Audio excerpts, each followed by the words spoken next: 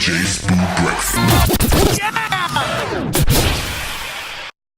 Number I believe with I get it one two. Good morning, Dineshan! Welcome to the DJ Sbu Breakfast!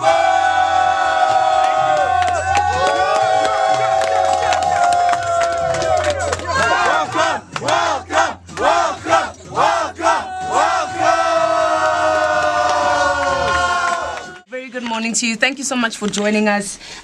Work as a forensic accountant. Yeah. How grueling is that? Look, let me just first start and tell you guys, I'm also known as Dumasani. Oh, really? Oh, your other name is Dumsan. Yes, please. Oh. That's the name I prefer. Oh, really? Sorry. Okay, to me. Okay, no, seriously. So working as a forensic consultant, probably the most difficult job in the country. I can imagine, especially in South Africa, right? Yeah, in South Africa it's really tough. I think, one of the main kind of factors to talk about is... They contaminate the scene. They do. The reality is that we as forensic consultants, or when I was one, was that we would do all the hard work, we would get the report out, but it's pointless if nothing happens. Is this sort of that bad apple of fraud, embezzlement, that kind of thing, just as prevalent in the private sector? It is. It's very prevalent in the private sector. But, because it's being private sector, publicizing something like that, it just doesn't fare well for the private sector. So there's a lot of international foreign direct investment in the private sector, and it doesn't fare well for private sector to disclose those kind of elements in business. They would lose investment, negative effect on the economy. It just wouldn't work. Also got Lonza in studio with us. Madloma, you have a question for Dineshan. Hi, Dineshan.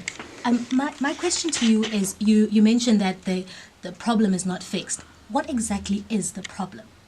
So systematically, there's problems. Let me try and give you an example.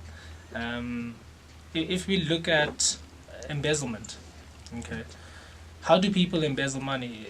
It's various ways. Let's just take employment as an example. Ghost employees. Okay. Now there isn't enough verification in the system to allow for the system not to have ghost employees. Now, if we continue without fixing the system, we'll continue to have ghost employees in the system.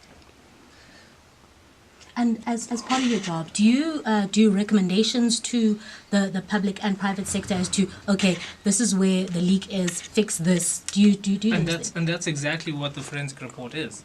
So the forensic report, it provides findings, which is first telling you what has occurred, and then recommendations on how to fix it. But those recommendations are never implemented. Why did you want to get into accounting? I was supposed to be a pilot. Oh. I'm sorry, but I was going to be a pilot.